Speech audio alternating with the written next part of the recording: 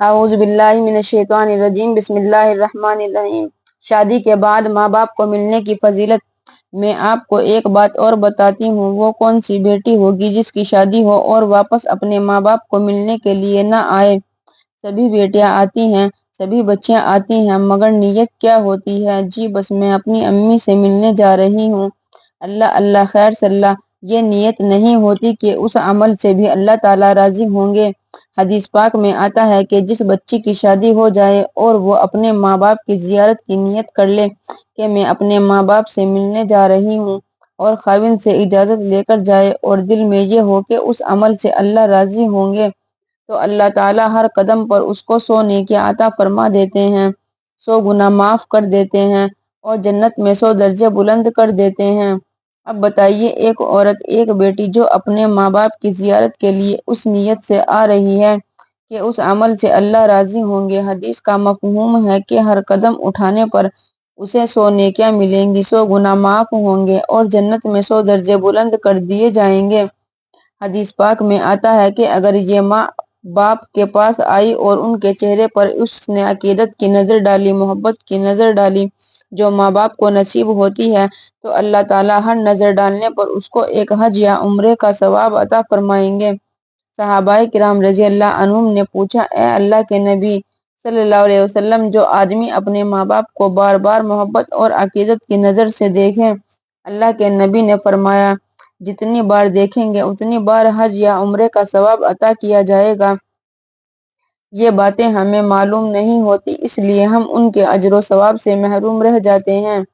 یہ عورتوں کی جو محفلیں منعقد کی جاتی ہیں، ان کا بنیادی مقصد یہی ہوتا ہے کہ عورتیں آئیں، ایسی باتیں سنیں اور ان کو اپنی زندگی میں لاگو کریں۔ یقینی بات ہے کہ اگر عورتیں ان مسائل کو سمجھ کر، سن کر اپنی زندگی میں لاگو کر لیں تو وہ مردوں سے بھی نیکی میں آگے بڑھ سکتی ہیں، وہ تو گھر بیٹھے بٹھائے جنت کما سکتی ہیں۔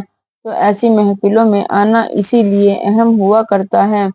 چنانچہ آئندہ ایسی محفل ہو تو آپ سب سے بھی گزارش ہے کہ جہاں آپ خود تشریف لائیں، ایسی محفلوں میں اپنے ساتھ 8-10 اور عورتوں کو بھی لے کر آئیں، کیونکہ جتنی باتیں سنیں گی عورتیں اتنا ثواب آپ کو ملے گا۔ وہی بات 50 عورتیں بھی سن سکتی ہیں، اور وہی بات 500 عورتیں بھی سن سکتی ہیں، مگر 500 سنیں گی تو اس کا فائدہ زیادہ ہوگا، معاشرے میں زیادہ نیکی پھیلے گی، اور جس نے دعوت دی، لوگوں کو اس پروگرام کی طرف متوجہ کیا، نیکی کی باتوں کے لیے کوئی بھی کرنے والا ہو تو اس کو ویسے ہی نیکی ملے گی۔ میں آپ کو ایک مسئلہ سمجھاؤں کہ جو آدمی کسی دوسرے کو نیکی کی بات کہتا ہے اور دوسرا اس کے کہنے کی وجہ سے نیکی کر لیتا ہے، تو کرنے والے کو بھی ثواب ملتا ہے، کہنے والے کو بھی ثواب ملتا ہے۔ اب مسئلہ سنو۔ حدیث پاک کا مفہوم ہے کہ قیامت کے دن ایک آدمی کھڑا کر دیا جائے گا اور اس کا نامہ اعمال اسے دیا جائے گا۔ جب وہ اپنا نامہ اعمال دیکھے گا تو اس نامہ اعمال میں کئی ہزار سال کی نمازوں کا ثواب، کئی ہزار سال کی روزوں کا ثواب اور کئی ہزار حج اور عمرے کا کرنے کا ثواب لکھا ہوا ہوگا۔ وہ کوئی بھلا مانس ہوگا، کوئی میرے جیسا ہوتا تو چپ لگا جاتا، مگر وہ کوئی بھلا مانس ہوگا، اللہ تعالیٰ کی بارگاہ میں عرض کرے گا، اے اللہ، میرے تو عمر ہی 100 سال سے تھوڑی تھی، میں اگر سارا سال روزے رکھتا تو بھی میرے روزے 100 سال سے تھوڑے، یہ تو ہزاروں سالوں کے روزے لکھے ہوئے ہیں۔ میں ہر سال حج کرتا تو بھی میرے حج 100 سے تھوڑے، یہ تو ہزاروں سالوں کے حج لکھے ہوئے ہیں۔ اسی طرح ہر دن میں جتنی مرضی نمازیں پڑھتا، وہ 100 سال سے تھوڑی نمازیں ہوتی، مگر یہاں تو ہزاروں سال کی نمازیں لکھی ہوئی ہیں، تو اے اللہ، یہ نامہ اعمال میرا نہیں ہے۔ اللہ تعالیٰ فرمائیں گے، اے میرے بندے، نامہ اعمال تو یہ تیرا ہی ہے، اور تو نے 1 یا 2 حج ہی کیے تھے، مگر جب لوگوں میں بیٹھتا تھا تو لوگوں کو حج کی ترغیب دیتا تھا، اچھے انداز سے ان کو حج کرنے کا شوق دلاتا تھا۔ جتنے لوگ حج کرتے رہے، ہم ان کا ثواب تیرے نامہ اعمال میں لکھتے رہے۔ آپ نے تو 100 سال سے تھوڑے روزے رکھے، مگر اوروں کی آپ اس طرح توجہ دلاتے تھے، لہٰذا جتنے لوگوں نے روزے رکھے، ہم نے ان کا ثواب آپ کے نامہ اعمال میں لکھ دیا۔